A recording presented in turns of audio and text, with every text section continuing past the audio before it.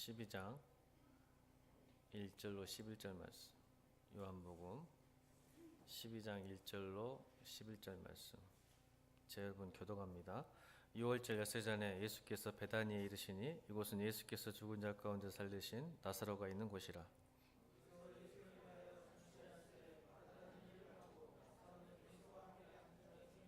마리아는 지극히 비싼 향유 곧 순전한 나드 한 건을 가져다가 예수의 발에 붓고 자기 머리털로 그의 발을 닦으니 향유 냄새가 집에 가득하더라. 이 향유를 어찌하여 300데나리온에 팔아 가난한 자들에게 주지 아니하였느냐 하니,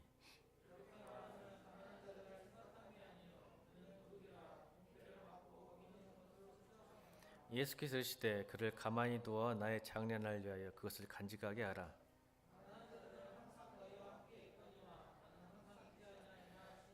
유대인의 큰 무리가 예수께서 여기 계신 줄 알고 오니 이는 예수만 보기 함이 아니요 죽은 자 가운데 살리신 나사로도 보려 함이라. 다 함께 나사로 때문에 많은 유대인이 가서 예수를 믿음이라. 아멘. 제가 광고를 안 하는데 광고를 하나 하겠습니다. 이번 주가 무슨 주간이죠? 종려주일이죠. 그 다음에 내일부터는 고난주간이죠. 고난주간이 뭔지 몰라요? 하나님께서 우리에게 절기를 주신 목적은 우리가 잘 잊어요. 그죠? 사람은 은혜를 잘 잊어요. 원래 이게 인간의 본성이에요. 그래서 우리 화랑이 형제 혼났잖아요. 지난주 오후 예배 때. 사람은요 은혜를 잘 잊어요. 그렇게 돼 있어요, 근본적으로. 그래서 화랑이 형제가 혼나가지고 어디 갔어 사람이? 여기 있구나. 근데 여러분 은혜가 뭐냐면 일주일 만에 마음을 바꿨어요. 아멘. 그 말 듣고 찔렸나 봐요. 그래서 여러분 주일 지키기로 했답니다. 아멘. 여러분 얼마나 이게 큰 은혜인지 모르죠? 간호사가 3교대 해야 되는데 여러분 주일을 지키게 이야기를 했다고 해서 다시 돼서, 그렇게 해서 주일을 지키는 게 중요한 게 아니라 저는 그 마음의 태도라고 생각합니다. 신앙은 마음의 태도예요. 저는 결과를 주일 지켜서 하나님 은혜다라고 말하고 싶진 않아요. 근데 내가 할 수 있는 것, 최선을 다해서 지킬 수 있다는 것, 그 태도. 아멘. 아마 도전했을 거 아닙니까? 그 상사들 앞에서 이제 신입사원이 잘리면 잘리라 하면서 말했을 거 아니에요. 그걸 받으신 거예요. 아멘. 감동이 없는 이 양반들이 그냥 대강 살죠. 그래 나는 뭐 타협하고 사는데 뭐. 일주일 만에 하나님 은혜 주셔서 또 주일 못 지킨다는 의미하고 예배에 참석한다는 건 아니지만 여러분이 그렇게 해서 승리하고 하나님의 살아계심을 삶에 체험했으면 좋겠습니다. 절기를 해주셨다고요? 기억하라고. 다시 한번 특별하게 우리가 생일날 365일 있는데 특별히 생일을 지키는 게 뭐예요? 특별한 날이니까 365일 생명 주신 것에 감사하죠? 근데 생일날은 특별해지잖아요. 그것처럼 우리도 고난주간을 기억하고 묵상했으면 좋겠어요. 그래서 제가 광고를 원래 안 드리잖아요. 아마 1년 만에 처음 들었을 거예요. 근데 중요합니다. 제가 왜냐면 교회가 자꾸 여러분 보이는 것만 이렇게 하다 보면, 제가 일부러 오늘도 이번 주는 성금요 예배도 안 드려요. 처음 있는 일이에요. 제가 목회하면서 원래는 성금요 예배를 매년 지켰어요. 제가 무슨 일이 있어도. 근데 이번에는 안 되는 이유가 있어요. 제가 하나님께 연초에 하나님께 약속한 게 있거든요. 그 약속을 지금 지키고 있는 거예요. 제가 하나님하고 제가 개인적인. 여러분 그렇게 하시고 여러분 이번 주, 그런데 우리 다윗 공동체, 우리 진혁이, 하민이, 이래, 얘들은 율법적으로 가야 돼요. 두드러 패서 가르쳐야 돼. 아직은 뭐 놔두면 지 마음대로야. 그래서 3명 나 봐봐. 진혁이, 하민이, 이래 목사하고 약속 예배 시간에 이번 주 금요일 날 핸드폰 하지 않기, 또 TV 보지 않기. 무조건 아멘 해 빨리. 안 하면 너희들 집 못 가 오늘. 목사님하고 싸워야 돼. 목사님 고집이야. 어쩔 수 없어. 이 세 사람은 이번 주 금요일 날 통화하는 거 외에 카톡도 하지 마. 물론 이제 딱 봐가지고 잡담하지 말라는 소리야. 여러 가지 그렇게 마킹이처럼 하지 말고 엄마한테 아빠한테 물어봐가지고 선생님들 엄마 아빠도 못 믿겠어. 선생님들이 가르쳐. 선생님이 카톡을 어떻게 절제하고 문자 어떻게 전화 어떻게 드리고 영상 보지 말고 게임하지 말고 TV 보지 말고. 자 그러면 그 시간에 뭐 할까? 엄청 시간 많이 남을 거야. 그 시간에 뭐 할까? 뭐 할 거야? 멍 때리고 있을 거야? 하민이 뭐 할 거야? 그 시간에 공부할 거야? 네, 공부도 해. 근데 말씀이고 말씀. 요한복음 오늘 본문 12장부터 요한복음의 2분의 1이 예수 그리스도의 순환을 이야기합니다. 요한복음은 12장이 첫 장이에요. 여러분 12장 읽었으니까 진혁이, 하민이 이래 13장, 14장, 15장, 16장 계속 읽어. 아멘. 3명 어이 대답을 안 해. 하민이, 예, 진혁이, 오케이, 좋아. 이 세 사람만 제가. 나머지 집사님들은 이제 뭐 이렇게 다이콘도체 하는데 안 하면 붕신.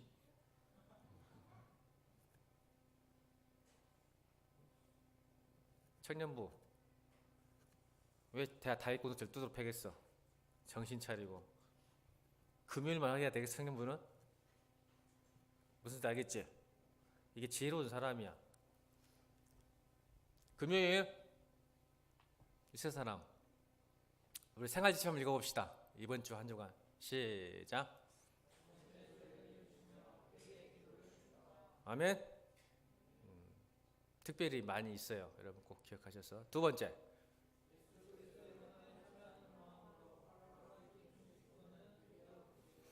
이건 여러분이 선택하세요. 미디어 금식을 하시던 한 끼를 금식하시던 아니면 다 미디어도 하고 금식도 하시고 안 하고 싶다 하면 열심히 말씀 읽으세요. 적어도 3개 하셔야죠. 그죠? 지켜봅시다. 하는 거 아는 건 잘 모르겠어요. 세 번째,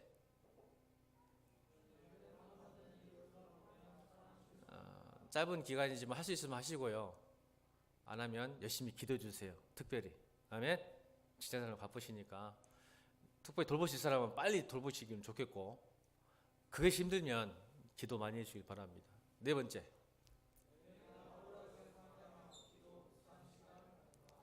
여러분 이번 주는 꼭 그렇게 해주시면 하나님 기뻐하시고. 여러분 오늘 주보에 보면 기도를 완성할 때 한번 읽어볼까요? 기도를 완성할 때 칼럼 보세요. 주보 뒷장에 같이 함께 읽겠습니다. 시작.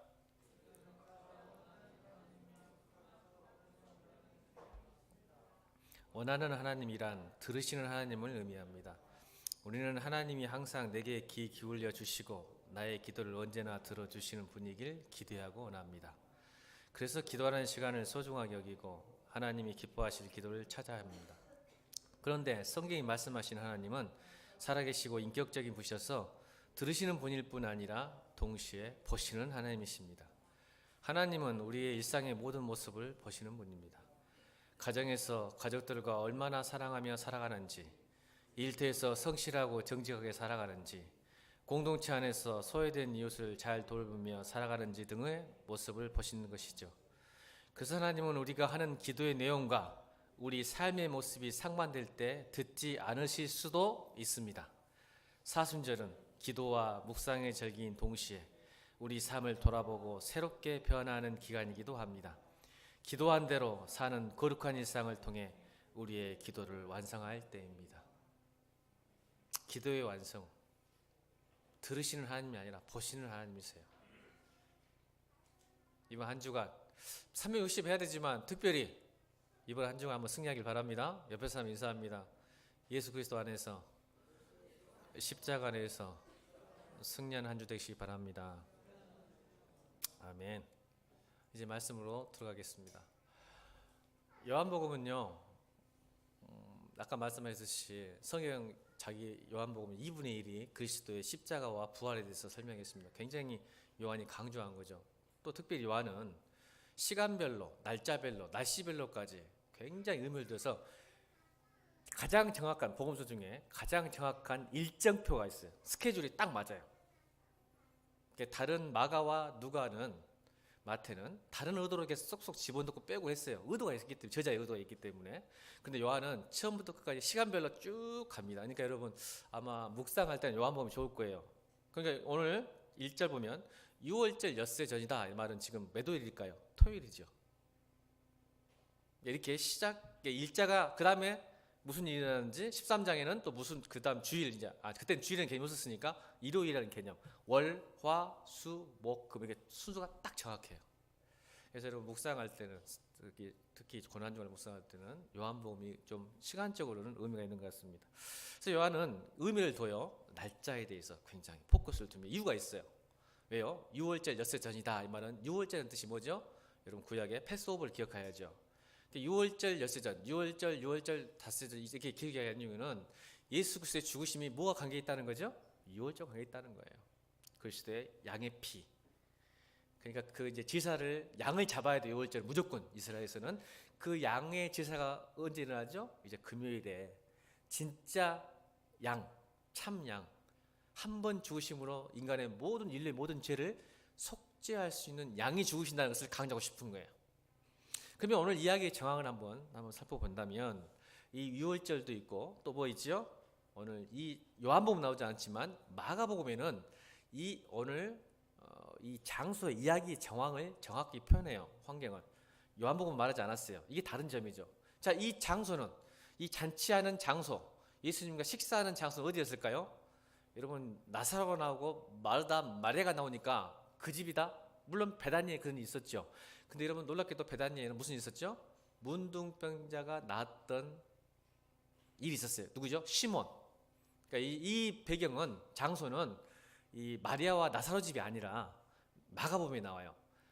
베다니 문둥병자인 시몬 집이에요. 그래서 일부러 이 요한은 이렇게 말해요. 문둥병자 시몬과 나사로를 배치시킨 이유가 뭘까요? 영적 의미가 있어요. 오늘 사실은 설교 제목이 누굴 위한 잔치인가이기 때문에 이 어떤 영적인 의미를 잠깐 살피지 않는다면 여러분 문둥병자가 나았을까 안 나았을까요? 나았으니까 초청했겠죠. 문둥병자가 낫지 않았으면 여러분 절대 초청을 못하죠. 큰일 납니다. 그러니까 나아서 지금 오늘 2절 보니까 예수님을 초청한 거예요. 자, 누구를 위하여? 2절 읽겠습니다. 시작. 거기서 예수를 위하여 잔치할세. 마르다는 일을 하고 나사로는 예수와 함께 앉은 자 중에 있더라. 누구를 위하여? 예수를 위하여. 아마도 시몬 집에서 자기가 낳았던 것을 감사하는 마음으로 또 예수님 오신다니까 아마 나사로까지 마르다까지 마리아까지 초청받은 것 같아요. 왜요? 은혜잖아요. 그래서 여러분 왜 문둥병자 시몬의 집에 거하셨는가를 의미를 부여한다면 영적인 가치를 부여한다면 이거죠. 우리 인생이 너덜너덜한 인생 회복할 수 없는 문둥병자 같은 인생 가운데 하나님이 찾아오심으로 전환시키고 변환시키고 돌이키시는 하나님의 역사. 할렐루야. 이게 하나님의 또 놀라운 역사죠. 문둥병자 같은 우리 인생 너덜너덜해요. 그렇죠? 회복이 안 돼요. 고통, 여러분 문둥병자 특징이 뭐예요? 고통을 가하고 어려움을 당해도 감각을 잃은 상태. 감각을 잃은 시대 가운데 하나님께서 그걸 회복시켜요. 바꾸세요. 그런 하나님이셨다는 것을 보여주는 거죠. 이 요한이 이 포커스예요. 요한은 신학에. 이게 여기 각 복음서마다 다른 포커스가 있어요. 중점 사상이 있다는 거죠. 그러면 나사로는 뭐예요? 6월절 어린 양이 부활을 주심으로 죽음도 이기신 것을 우리에게 시뮬레이션, 리허설 하시는 거예요. 우리에게 보여주신 거예요. 진짜 부활이 무엇인가를 미리 리허설 하신 거죠. 그걸 강조하고 싶어요. 그래서 이걸 지금 환경을 구축하는 거예요. 6월절과 문둥병자와 부활한 자, 죽음에서 이긴 자를 구도를 둔 거예요. 거기서 예수님의 잔치를 벌이고 있는 거예요. 그러니까 여러분 우리가 믿는 하나님은 우리 인생의 터닝 포인트 되신 주님, 아멘. 그리고 죽음도 이기신 부활하신 주님을 상징하는 거예요. 그게 뭐로? 6월절의 어린 양으로. 그래서 초청해서 예수를 위하여 잔치합니다. 근데 제가 안타까운 건 뭐냐면 자꾸 오늘 이 예배가 누구를 위한 예배일까요? 누구를 위한 고난주가 아니고 누구를 위한 부활주일이면 대부분이 자기를 위함입니다. 여러분, 예배가 또 이 부활절이 또 성찬식이 세례식이 누구를 위한 잔치인지를 여러분 오늘 좀 심각하게 생각해 봤으면 좋겠습니다. 누구를 위한 예배입니까? 근데 대부분이요, 여러분 그러지 않을 수도 있겠지만 대부분이 뭔가 하나님을 위한 것 같지만 결국은 자기를 위하는 것으로 덧입혀지기 시작해요, 이상하게. 그래서 은혜는 변질된다니까요. 내가 정신 못 차리고 십자가를 바라지 못하고 주님 바라지 못하면 자꾸 우리 인생의 본성은 자기에게로 돌아가고 싶은 회귀 현상이 일어나요. 그걸 죄라 그래요, 성경은. 자기 중심성. 그것을 철저하게 그리스도 십자가에 못 박는 행위가 신앙생활이에요. 그래서 여러분, 아까도 이야기했지만 이방인처럼 먹고 마시는 문제, 여러분 그렇게 기도할 필요 없어요. 사실은 진짜 믿음 있는 사람은. 왜요? 하나님은 이미 우리가 뭐가 필요한지 아시기 때문에 그래요. 진짜 필요한 거예요. 그러니까 내가 필요한 것과 하나님이 필요한 건 다를 수 있어요. 아멘? 근데 여러분 백날 구해보세요. 여러분 하나님 사랑하시죠? 여러분을 사랑하세요? 안 하세요? 사랑한다면, 권사님 이래를 사랑한다면, 하민을 사랑한다면 쟤들이 원하는 거 다 해주시겠어요? 안 해줘요. 진짜 사랑하면.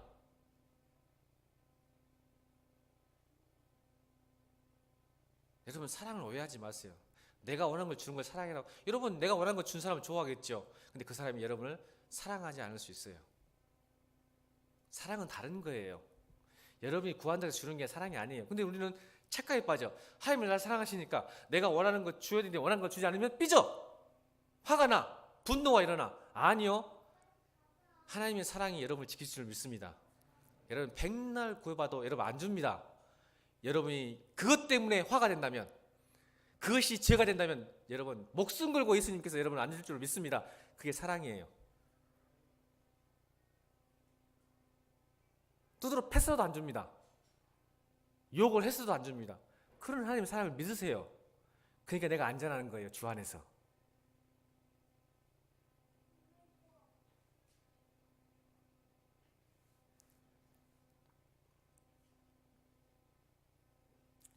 여러분 누구를 위한 예배 있고 누구를 위한 잔치인지 여러분 오늘 꼭 기억했으면 좋겠어요. 그걸 살펴보기 원하는 거예요. 근데 여러분 상당한 용기가 필요합니다. 여러분 예배를 드린다는 것, 부활절 지킨다는 게 쉬운 것 같죠? 자기를 떠난 예수님을 위한 잔치, 예배가 쉬운 게 아니에요. 어렵다는 걸 여러분 기억하셔야 돼요. 왜일까요? 우리 11장 57절 보세요. 11장 57절. 12장 들어가기 전에 11장 57절 이렇게 설명합니다. 시작.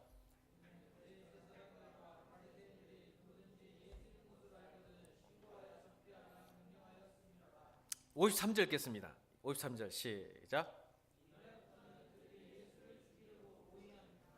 여러분 잘 보세요. 여러분 예배한다는 게 부활절을 지키라고 고난중을 지킨다는 게 쉬운 것 같아도 쉽지 않습니다. 이걸 좀 다르게 설명할 시간이 없어서 현대적인 적용을 할 수 있어요. 저는 할 수 있지만 그게 지금 본문의 요지가 아니기 때문에 지금 멈추고 있는 거예요, 사실은. 그때 당시에 주님을 초청해서 같이 식사를 하고 잔치를 베푼다는 것은 목숨을 거는 일이었죠. 맞죠? 자, 그러면 12장 42절 33절. 12장 42절 43절. 42절 43절. 시작.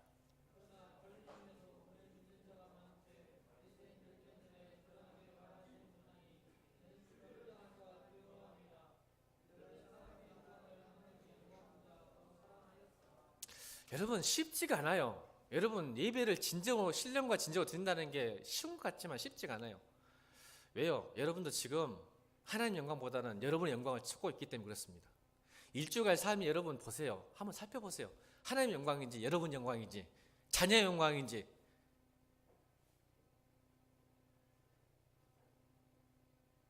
여러분 십자가 붙들지 않으면요 여전히 여러분 영광을 위해서 여러분 잔치입니다. 여러분 잔치.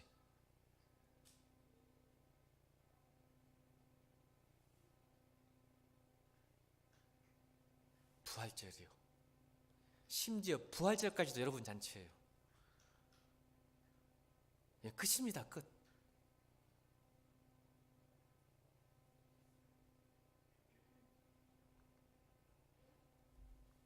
용기를 내십시오. 괜찮습니다. 하나님 영광을 한번 보세요. 내가 따갑시다. 여러분 우리 교회 들어오면요, 우리 교회 정문에 왼쪽에 보면 예배 그 시간표 있죠.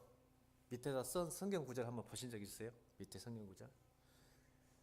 네가 믿으면 시작. 네가 믿으면 하나님 영광을 보리라.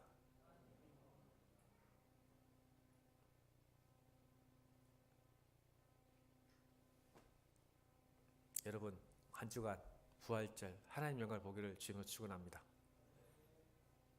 꼭 그런 날 되시기 바랍니다.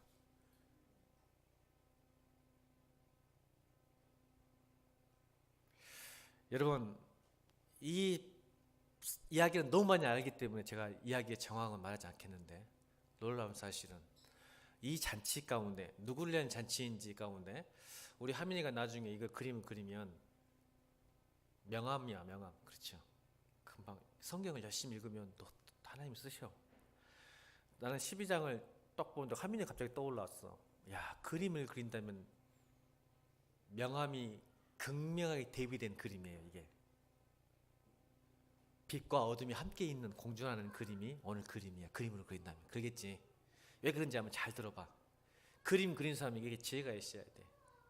밝은 색과 어두운 색이 함께 들어가야 되는 이 정황, 상황. 따라합시다. 마리아만 알았다. 누굴 위한 잔치인지, 예수님의 잔치. 많은 사람들은 자기가 받은 은혜에 대한 감사로 주님을 초청하고 주님을 위해 잔치를 베풀었지만, 더 깊게 들어가면 이 잔치의 핵심은 마리아만 알았어요. 그렇죠? 마르다, 시몬, 문둥병자 시몬, 죽음을 맛보지 않았던 나사로보다도 마리아만 이 잔치의 진짜 성격을 알았죠. 마리아만 알았어요. 왜 알았을까요? 여러분 혹시 지식의 저주란 말 들으셨습니까?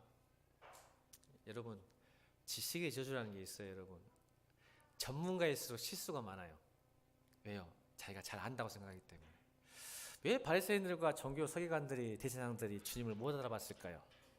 이게 지식의 저주예요. 잘 안다고 생각한 거예요. 하나님을, 예수님을. 여러분 제가 참 하나님 저는 빨리 깨닫게 하신 은혜가 있는 것 같아요.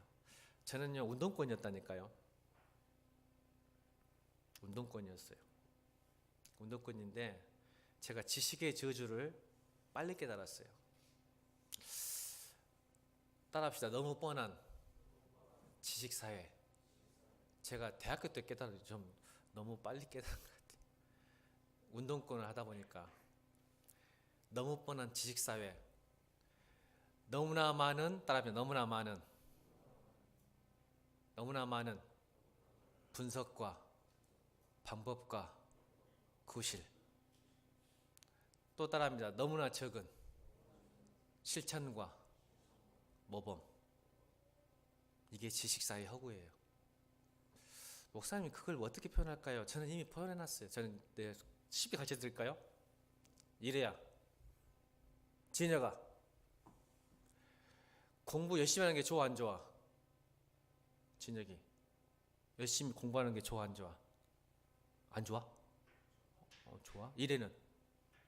하민이는? 좋아? 진짜 좋아? 아닌 것 같은 얼굴이?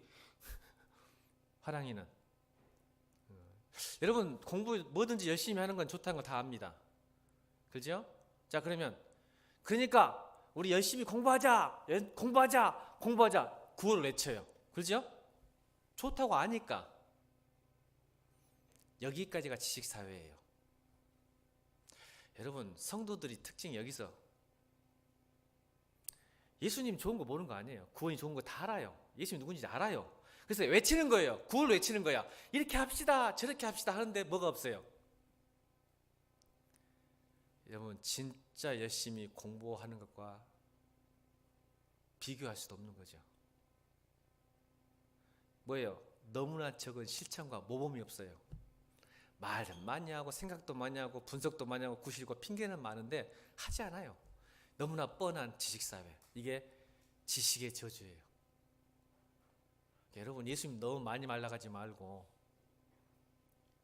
아는 걸 행동하기를 주님으로 축원합니다. 저는 이미 알아요. 우리 청년들 많이 가르치고 싶지 않다니까요. 싸가지 없어져서 얘들이 나중에 오히려 그들에게 독이 됩니다. 피곤할 뿐이에요. 힘들 뿐이에요. 그냥 공부 열심히 하세요. 그냥 분석하지 말고 핑계대지 말고 뭐가 이래서 안 되네, 뭐가 저래서 안 되네. 이게 지식 얼마나 자기 합리화가 심한지 봐요. 또 머리 좋은 사람들이. 여러분, 저는 논리적인 사람일까요? 합리적인 사람일까요? 아니면 좀 자유분방하고 직관적인 사람일까요? 한번 저를 한번 분석해 보세요. 여러분, 잘 아니까. 여러분, 담임 목사가 논리적인 사람입니까? 이성적인 사람입니까? 아니면 직관적이고 감정적인 사람일까요? 제가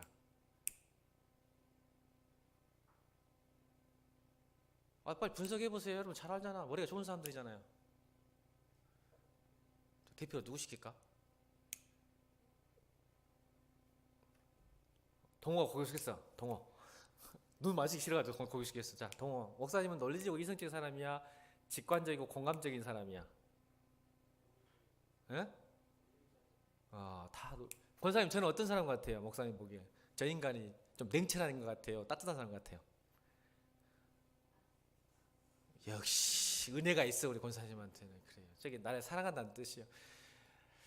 저요, 그렇게 은혜로운 사람도 아니고 공감적이고 직관적인 사람이 아니라 냉철한 사람이에요. 저는 논리적이고 이성적인 사람이에요.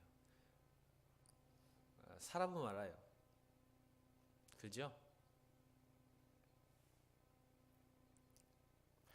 근데 제가 목회하면서 제일 싫은 게 뭔지 아세요? 이 논리적이고 이성적인 게 제일 싫었어요. 여러분, 이해를 못하겠죠? 논리적이고 명철하고 샤프하고 뭔가 날카롭고 분석 잘하고 판단 잘하고 그런 거 좋아하죠, 여러분. 근데 저는 목회하면서 정말 이 나의 모습이 싫었습니다. 그래서 하나님께 기도했어요. 하나님, 제발 제 안에 눈물을 주옵소서. 제가 눈물 잘 흘리지 않아요.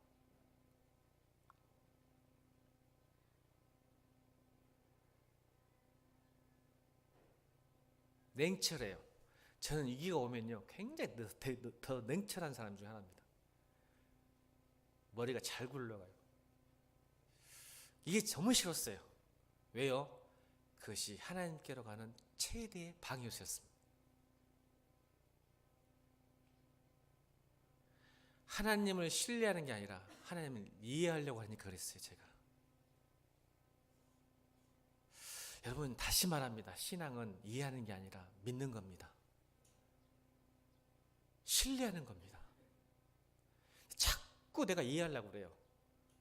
그러니까 움직이지 않아요. 제가 왜 안 움직일까요? 내 생존과 내 안전이 보장돼야만 움직여요. 이게 여러분, 제가 설교하는 것이 그냥 되는 게 나의 모습이에요. 근데 신뢰하면요, 그 리스크를 감당해요. 오늘 말해야만 알았어요. 왜요? 그 자매는 직관적인 사람이에요. 모성애적인 공감 능력이 있어요. 할렐루야. 그래서 저는 그게 필요해요. 하나님. 근데 여러분, 제가 많이 변하고 있어요. 눈물이 있어요. 제가 요즘 성도가 힘들고 어려우면 제가 눈물 흘지도 않아요. 아멘 해주세요. 이제는 제가 많이 바뀌었어요. 너무 감사해요. 가슴이 아파요. 이제는 이제 주님 마음을 좀 느껴요. 그게 진짜 목회자예요. 그래서 제가 하나님, 과업지향적, 목적지향적인 삶이 아니라 하나님, 관계지향적 되게. 제가 이번에 설교했잖아요.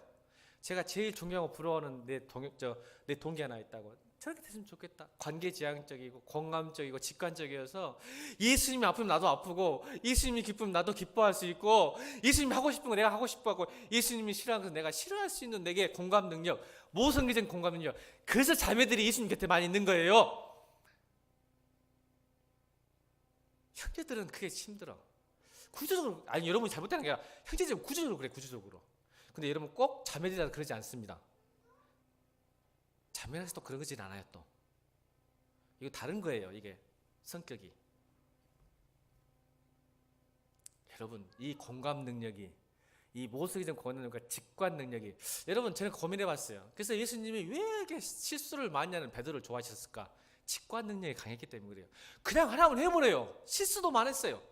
근데 우리는 뭐야? 실수할까봐, 욕먹을까봐, 내가 뭐가 좀 다칠까봐, 자존심 상할까봐 안 해요. 누가? 국정원 목사처럼 논리적이니까. 여러분 예수 믿고 실수하면 좀 어쩝니까? 주님이 원하신 거 하다가 좀 실수하면 어때요? 아멘입니까?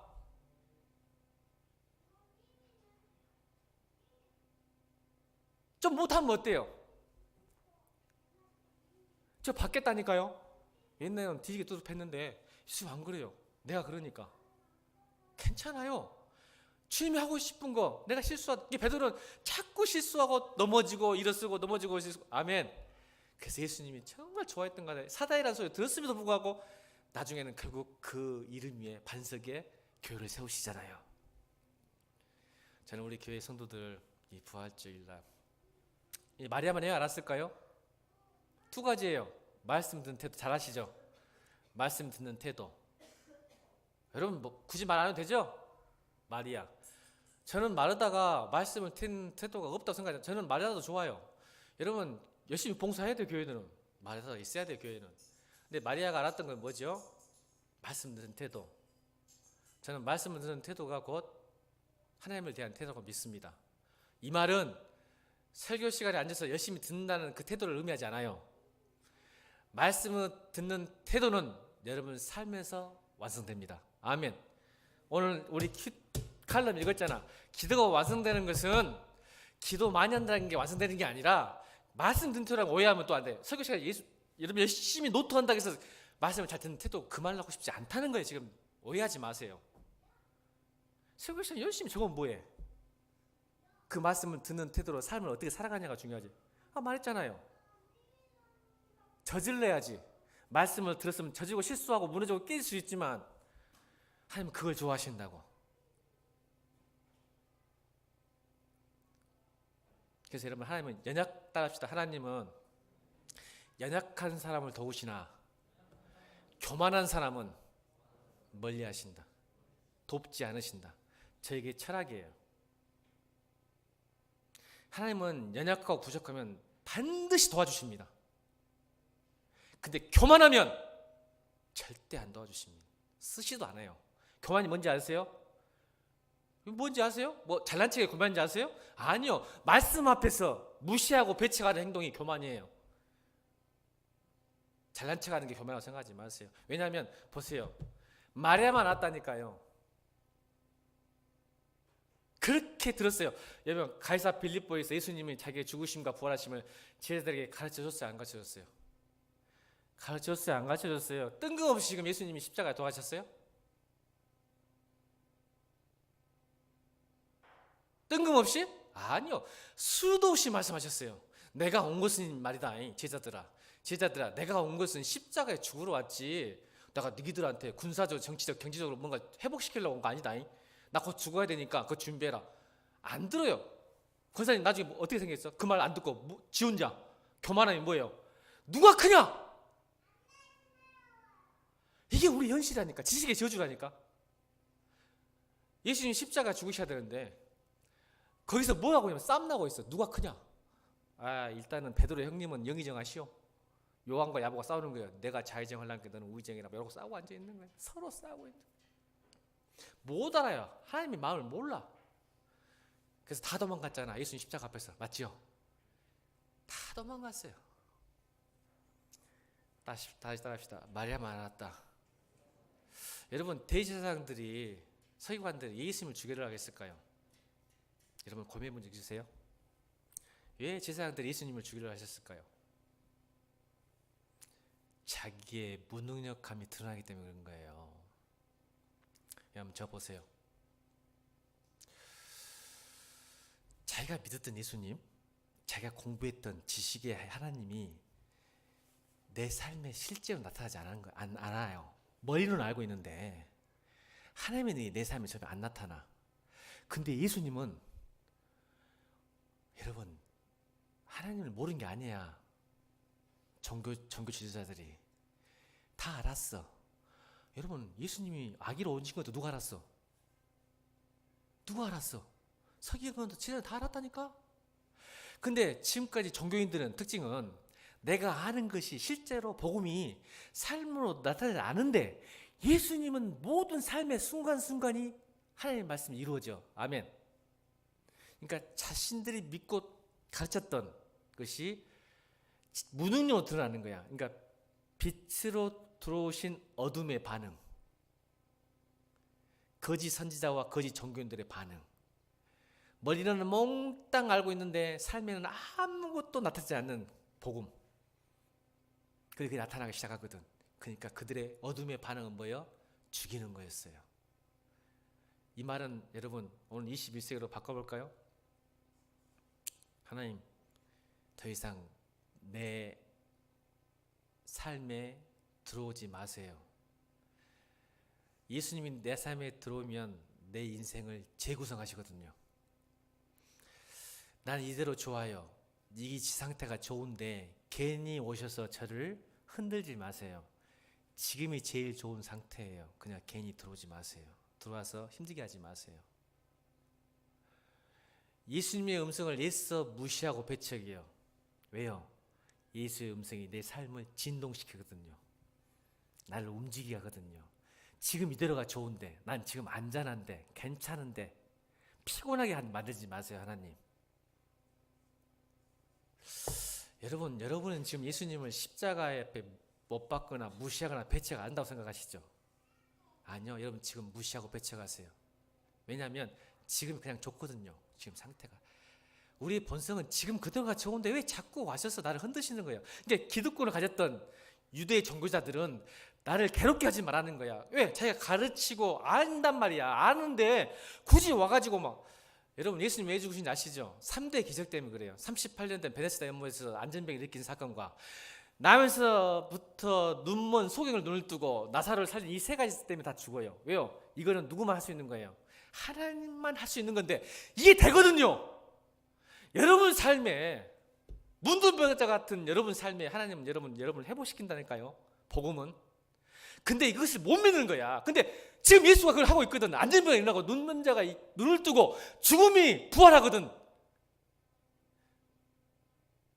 몰랐던 게 아니야. 알았어. 근데 지금까지 그렇게 이건 일어날 수 없는 일. 근데 총구석에 한 청년 33살 먹은 청년 하나가 그러고 있거든. 자기는 나이 먹고 스펙 있고 경력 있고 능력 있는데 안 되는데 얘가 하고 있거든. 그래서 죽이는 거예요. 여러분 여러분 목사가 간증하고 하면 짜증나죠. 여러분 청년들이 저보고 간증 제조력이라고 해요.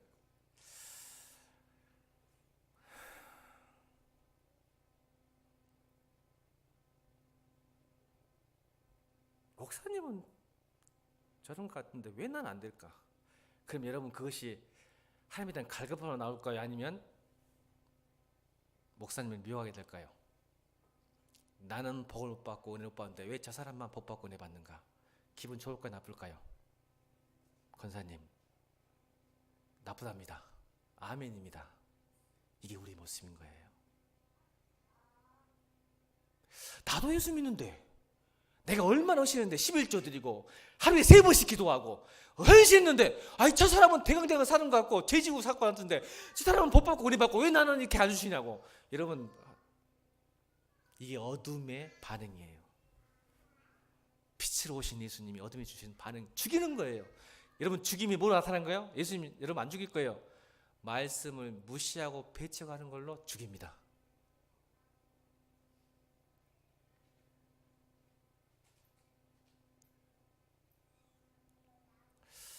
보세요. 누구를 위한 예배고 누구를 위한 부활절이고 누구를 위한 십자가의 죽으심일까요?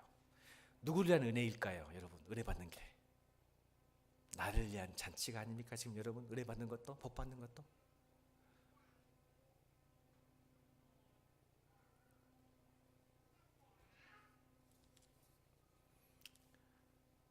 여러분 가치가 충돌해요.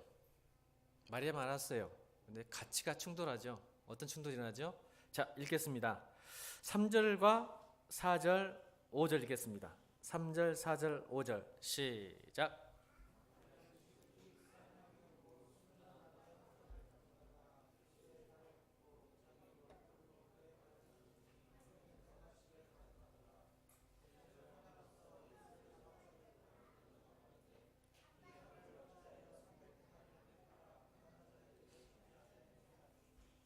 자, 가치의 충돌이에요. 잔치 속에서 두 번의 구조 속에 마리아와 가룟 유다. 자, 이 말이 나쁜 말입니까? 틀린 말입니까? 5절이 이 향유를 어찌하여 300드라에 팔아 가난에 주지 않았나. 이게 좋은 말, 나쁜 말이에요. 여러분, 좋은 말이에요. 나쁜 말 아닙니다.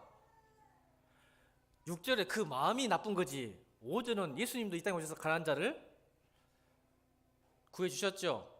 근데 여러분 오해하지 마세요.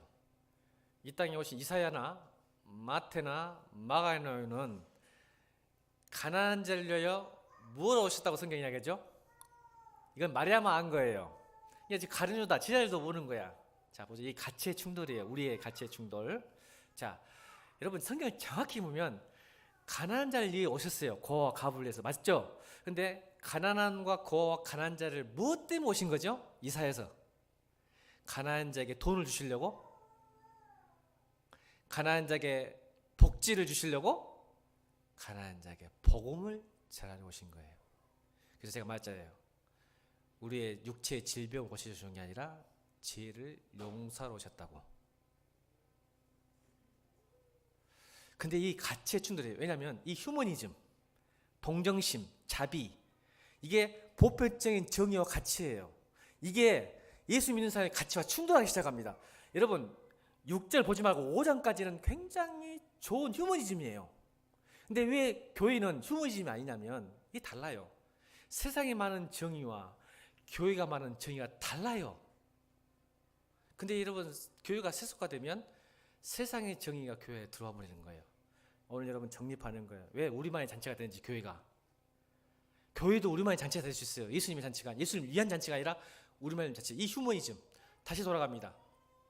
제가 왜 지숙의 저주에서 벗어났냐면 저는 한때 막시스트였어요. 막시즘 아시죠? 공산주의. 운동권 대부분이 다 그렇게 시작해요. 왜요?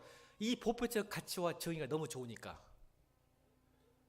인간은 참 의로워요. 선해요. 돕고 싶어 해요.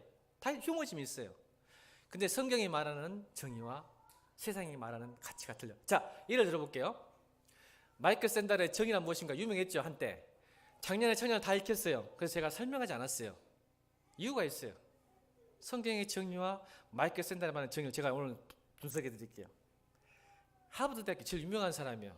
정의 강의하면요, 이 사람이 이순이야. 그죠? 지금도 그럴 거야. 근데 여러분 거기서요, 재밌는 현상이 나요. 세 가지를 강조해요, 마이클 샌달이. 사회의 정의를 이루기 위해서는 세 가지 건데 뭘까요? 사회복지의 극대화. 청년들 기억나나? 한 번 읽어서 못 읽어요. 4번 읽어야지. 자, 사회복지의 극대화. 두 번째는 개인 자유의 극대화. 세 번째는 덕을 배양하는 것. 뜬금없이. 사회복지의 극대화, 개인 자유의 극대화가 있어야 사용해야 되고, 마지막 세 번째는 덕을 배양하는 것. 이 세 가지 중에 더 강조한 것은 마이클 샌달은 덕을 배양하는 거. 이렇게 했죠. 이건 과학자로서, 인문학자로서 말하면 안 되는 내용이야. 덕을 배양하는 거. 재밌잖아요. 사회과학적으로. 이게 쉽지 않거든요. 왜 그런지 아세요? 무슨 말이냐면 정의란 인간성, 이건 성경 정의 아니에요. 세상이, 마이클 샌달 정의하면 세상의 정의예요. 지금까지는 아직 안 뒤집어졌으니까. 그러면 세상에 말하는 정의는 한계가 뭔지 아세요? 세 번째 말한 거예요. 마이클 샌달이 지가 스스로 고백한 거예요. 덕을 배양하는 뜻은 제도반의 변화, 제도와 법에 대한 변화만으로는 사회정이 일어난다 안 일어난다? 일어날 수 없다고 인정한 거예요. 세 번째. 뭔 말이야? 제도도 법도 변한 건 중요하지만 마음의 심성이 더 중요하다. 아멘. 책은 그렇게 읽어야 돼. 그러면 거기서 뭘 뽑으면 될까? 복음적으로. 마음의 태도와 심성이 바뀌어야 사회는 정의가 일어난다. 이걸 강조했다니까. 내가 한 게 아니고 마이클 샌달이. 그러면 성경의 정의는 뭘까요? 이제 이야기합니다. 하나님의 사랑과 긍휼에서 나온 정의. 이 말이에요. 이제 다시 품어서 이야기합니다. 오늘 5절이 굉장히 여러분 가치관이 충돌되는 이유가 있어요. 간유다가 나쁜 말한 게 아니야. 그 마음의 문제죠. 아까 말했잖아. 그래서 6절에 나오는 것이 이 심성이 잘못됐기 때문에 사회적인 안 일어나는 거야. 5절만 있으면 좋은 거였어. 자, 왜 그럴까 설명합니다. 제가 공산주의에서 한때 2년 동안 제가 이때 얘기 안 하고 여산회의 이야기합시다. 중국 공산당 역사에 보면 1958년에 일어났던 여산회의가 있어요. 제가 그때 대학교 1학년 때 읽었던 책입니다. 1958년 여산회의 때 모택동, 등소평, 팽득회 이 세 사람이 등장합니다. 그 당시에 실권자는 모택동이었어요. 그 다음에 등소평이죠? 기억나세요? 자, 그런데 여사운동이 뭐냐면 이 모택동이 하고 싶은 게 뭐냐면 인민을 해방하고 싶었어요. 중국을 가난해서 벗어나고 싶어서 영국처럼 되고 싶었어요. 그때는 미국보다 영국이 더 좋았으니까 영국을 되고 싶어서 뭘 했냐면 이 인민공장을 세워서 철광산업을 부흥시키기 위해서 15년 동안 철광을 캐서 영국처럼 되겠다는 목표를 가져요. 근데 여러분 그것 때문에 3,200만이 중국 사람이 죽습니다. 가난한 사람들이. 왜 그랬을까요? 철광을 캐서 15년 동안 하다 보니까 뭘 잃어버렸어요? 농업을 잃어버린 거야. 7, 8년 동안 농업 먹고 마시는 문제를 살려야 되는데 철광만 하니까 무식한 거죠. 철광만 강조하다 보니까 3,200만이 굶어 죽어버려요. 그때 등소평과 팽목회 누군지 아세요? 중공군 우리가 6.25 때 중공군 쳐들어왔을 때 중공군 대장 팽득회. 그러니까 한마디로 등소평, 모택동, 팽목회가 이 사람이 동급이에요. 그래서 등소평하고 이 팽목회가 1958년이에요. 우리는 50년의 전쟁이었고 이미 영웅들이야. 이 두 사람이 보고를 해요. 모택동한테 이러다가 다 죽는다. 근데 그 주동자가 팽목회입니다. 등소평이 아니에요. 팽목회 보고서 쓴 게 여산회의예요. 그때 당신의 정책 때문에 가난한 사람을 살리려고 가난한 사람을 죽이는 이 사건 빨리 처리하라고 보고서 쓸 때 모택동이 했던 유명한 실화 있습니다. 뭔지 아십니까? 편지한 웃습니다. 그 보고서를 받고 웃어요. 3,200명이 죽었는데 이게 공산주의예요. 3,200명이 죽어도 웃을 수 있어요. 지도자가 웃으면서 편지를 하나 씁니다. 다음 날 팽목회를 제거하라. 제가 이 무슨 말을 할까요, 여러분? 처음에는요, 저 페미니스트를 안 좋은 이유, 성경적으로 페미니스트, 우리 딸한테도 예수님은 페미니스트다 말했어요. 그러나 나 페미니스트 안 좋아해요. 왠지 아세요? 그게 설명하려고요. 지금 제가 페미니스트가 정의거든. 지금 이 사회가 교회에서는 절대로 하면 안 됩니다. 오늘 그 얘기 하려고 그런 거예요. 누굴 위한 잔치인지 지금 그 설명하는 거야. 여러분 인권이 강화되고 교회에서도 인권이 강화되고 지금 그 이야기 하는 거예요. 할 말이 너무 많아. 나는 성질 나가지고. 여러분 하루라도 강의할 수 있어요. 여러분 인권하고 제가 성경 붙고 싶어요. 여러분 왜 그런지 잘 보세요. 처음에는 가난한 자 돕고 싶은데 나중에 이게 자기 권력의 기반이 돼요. 휴머니즘은 정치인들이 초심에는 열심히 여러분 자기 지역구에서 살아요. 그러다 정권의 돈의 명예에 맛을 들이면 어떻게 되죠? 가난한 사람과 소외당한 사람과 힘든 사람이 자기 권력의 기반이 되는 거예요. 자, 페미니스트 이야기해 볼까요? 오늘 비로소 이야기할 수 있네. 우리 딸 앞에서. 페미니스트가 교회에 들어오고 가정에 들어오면 무슨 일을 할까요? 좋은 거예요. 나쁜 거 아니에요. 그런데 이것이 나중에 자기 절대와 자기 권력이 돼서 여자가 남편을 억압하는 도구가 돼요.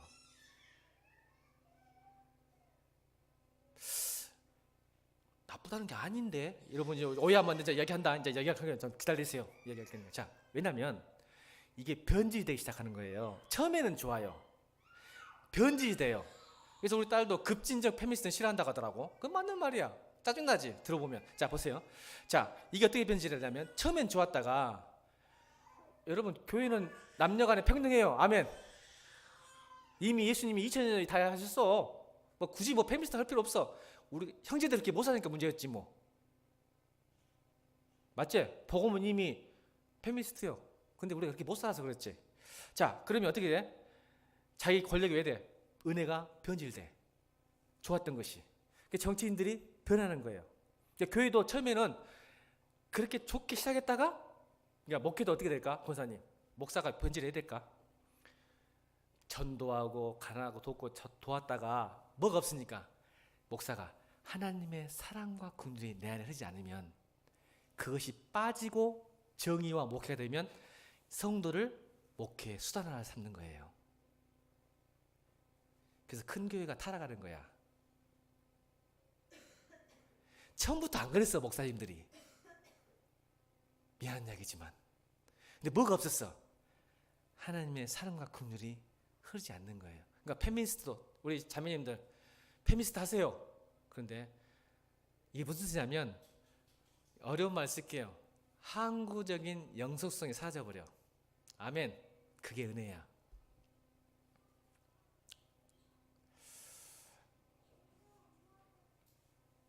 하나님의 사랑과 하나님의 정의로, 긍휼로 페미니스트가 되기를 주님으로 축원합니다. 그러면 항구적 영속성으로 사람을 도울 수 있어요. 변하지 않고. 여러분 처음 초심이 변하지 않아요. 그래서 성경, 그래서 아까 마이크 선다에 뭐였죠? 덕을 배양하고 가꾸는 것. 그것이 우리 내 스스로는 안 돼요. 인간은 타락했기 때문에. 그래서 자꾸 변질되니까 뭐예요? 하나님의 사랑이 자꾸 여러분한테 공급되어지는 거예요. 그걸 은혜라고 우리는, 그죠? 공급되어지면 여러분, 우린 초심 변하지 않고 사랑할 수 있어요. 이웃을, 아내를, 남편을 사랑해요. 그게 가정에 들어가야 되고 교회에 들어가야 돼요. 아멘. 여러분 복음을 전하다가 왜 지칩니까? 여러분 정의는 있어요. 뭐요? 복음을 전한다는 것 알아요. 맞습니까? 안 맞습니까? 근데 지쳐요. 왜 그럴까요? 그 정의가, 그 가치가 영속성이 없는 이유는 하나님의 사랑과 긍휼이 끊어졌기 때문에 그렇습니다. 2년 전부터 여러분들에게 제가, 어머니들 다 저 사진 보세요. 저 앞에 보세요. 아직도 버리지 않고 있어요. 제가 부모님 전도하라고 2년 전부터 사진 내라 했어요. 근데 지치셨죠? 알아요. 이게 지식 저주예요. 지식의 저주, 율법의 저주라고 하고 싶어. 저는 율법의 저주. 복음 전하는 거 누가 보지만 한 사람도 없어. 근데 지쳐, 허무해, 안 돼. 왜요? 여러분을 위한 잔치에 빠졌기 때문에 그렇습니다.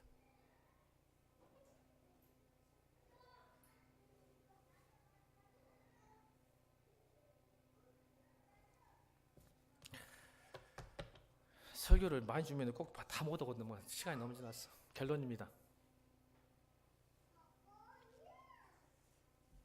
몇 개 나야 나중에 할 말 있겠죠. 진짜 할 말이 많은데, 이 정의에 대해서, 가치 충돌에 대해서. 여러분 저는 이번 사실 기간 동안 하나님께 특별하게 죽음에 대해서 계속 가르쳐 주셨어요. 너무 감사해요. 죽음에 대해서. 사실은 저희 장인어른 돌아가실 때부터 전부터 죽음에 대해서 다시 고민하기 시작했거든요. 저는 총 4번의 병상에서 복음을 전해서 영접기도 시킨 사람입니다. 지금 목회하면서 총 4번입니다. 세례 2번, 영접기도 2번. 총 4번을 한 사람이에요. 병상에서 곧 죽을 사람 앞에서 4사람. 그 중에 우리 장인어른이 들어갑니다. 세례는 2번 줬어요. 근데 다 저는 확신합니다. 이 4사람이 하나님 나라에 가셨습니다.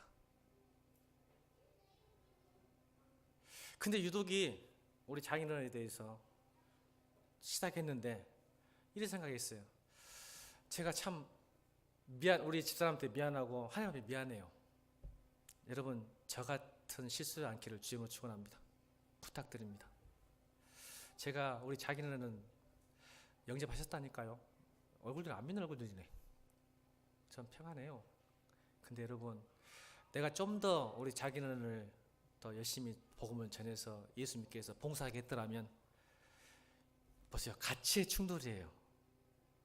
죽음에 대해서 생각할 때 이 생각했어요. 딱 3가지가 떠오르더라고. 하나는 죽음을, 아직 청년들이 그렇게 죽음을 무시하고 배척해요. 맞죠? 우리 청년들은 죽음 생각 안 해요. 영원히 살 것처럼 지금 믿고 있어. 권사님 그러죠? 우리 이래가 죽음부터 생각했어. 저것은 사주기도 또 해. 꼭 죽으려고 그래. 뒤지려고. 사는 게 복이요. 근데 청년들은 안 그래. 영원히 살 것처럼 살아. 그래서 무시하고 배척해. 이런 부류. 두 번째는 이왕 죽으면 끝이니까 내 마음대로 살자. 그런 사람 있을까 없을까? 있어요. 제 주위에 많아요. 죽으면 끝인데 이 땅에서 즐기고 살아야지. 이현정 집사님 그래 안 그래? 요즘 그런 것 같은데? 죽으면 끝인데 막 내 마음대로 살다가 쾌락 돈 팍팍 쓰다가 살면 죽지 뭐 있죠? 그 종류. 세 번째 뭐예요? 죽음 앞에서 겸손해서 야 정말 의미 있고 가치 있게 살아야 되겠다. 맞죠? 마리아가 한 게 이거예요.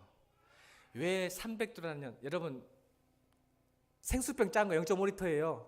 나도 한 거니 0.5리터 있죠? 생수병 950원짜리 삼다수 그 한 병이 3,000만 원이야. 그것을 왜 부었을까요? 여러분 헌금 받지 않은 소리가 아니야. 자기 인생의 가장 그 죽음 앞에서 예수님이 죽음을 장례를 예비했다잖아. 제가 그걸 설명할 시간이 없어요. 안타까워 지금 해야 되는데 뭐예요? 죽음 앞에서 자기 인생의 최고의 가치와 의미가 누구라는 거예요? 예수 그리스도라는 거예요. 헌금 많이 내라는 게 아니고 그걸 보여주는 거야. 사람들과 예수님께. 그런 예수님이 마가복음 14장에 뭐라 하냐? 이 여인이 한 일을 복음이 전하는 모든 곳에 기억하게 하라. 믿음은 뭐라겠어요? 내가 좀 힘들게 도와주세요. 주문 좋고 안 주문 좋고 그게 믿음이라겠어요? 여러분 기억나세요? 믿음은 예수님이 내 인생의 최고의 가치와 의미를 부여하는 게 믿음이라겠어요. 아멘입니까? 그걸 오늘 마리아만 안 거예요. 죽음 앞에서. 예수님이 죽음 앞에서 자기의 모든 것을 깨버린 거예요.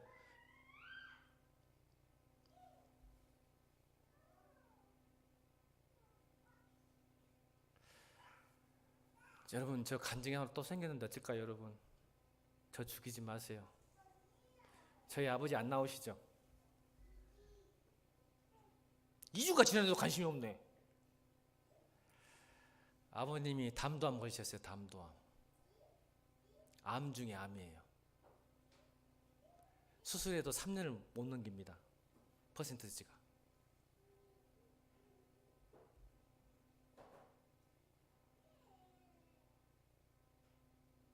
지금 저 지난주에 서울에 있었어요. 서울에. 지지난부터 계속 서울에 있는지 아시겠어요? 지난주 목요일날 수술하셨어요.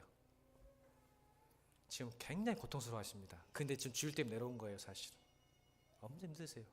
제 손을 꼭 붙들어요. 너무 힘드니까.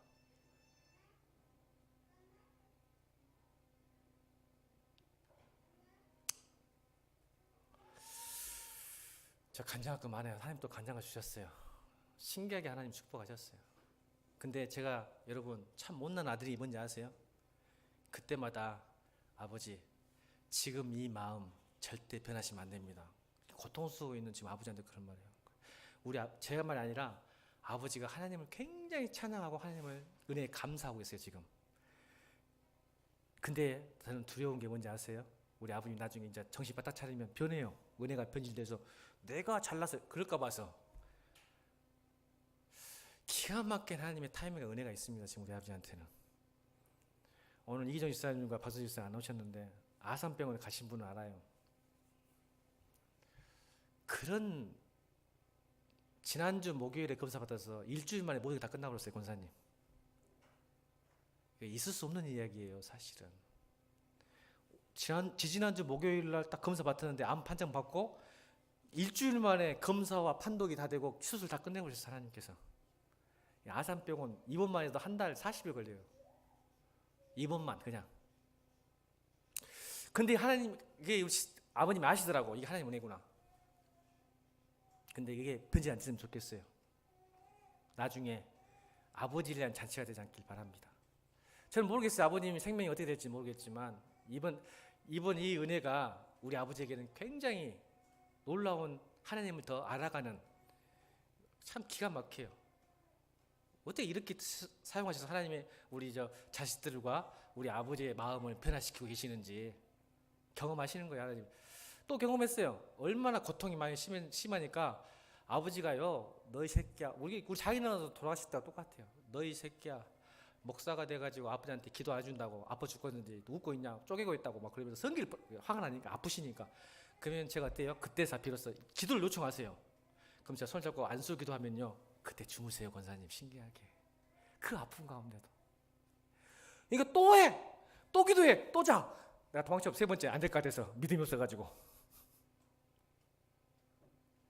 그걸 통해서 야, 목사가 무엇이고 기도가 무엇이고 하나님 무엇인가 지금 우리 아버님이 깨닫고 있는 거예요. 제가 능력이 있겠어요? 그냥 기도해 주는데 그 순간 하나님이 재워주시는 거예요. 너무 아프니까 평안을 주시는 거예요. 근데 그걸 뭘 통해서? 뭘 통해서?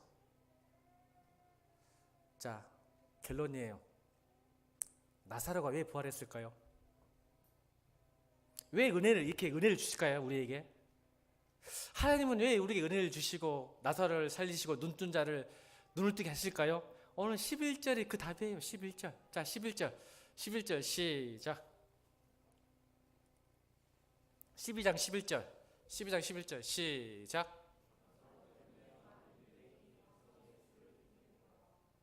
아시겠어요? 예수를 믿게 하려고 우리에게 은혜를 주시고 부활시키신 거예요. 여러분, 은혜가 누구를 위한 잔치일까요? 여러분, 복이 누구를 위한 잔치일까요? 저 좀 보세요, 제발. 여러분, 은혜, 복, 우리 어머니, 아버지, 여러분이 왜 먼저 복을 받아서 교회 왔을까요? 그게 뭐 때문일까요? 다시 11절 읽겠습니다. 시작. 이걸 자기 이름을 붙여서 말합니다. 국정문 때문에. 시작. 자기 이름 넣어서 시작. 그걸 내고 복주님 잔치는 우리를 위한 게 아니라 예수님과 하나님 나라에서 잔치하는 거예요. 우리 찬양하겠습니다. 찬송가 150장 찬양하시면서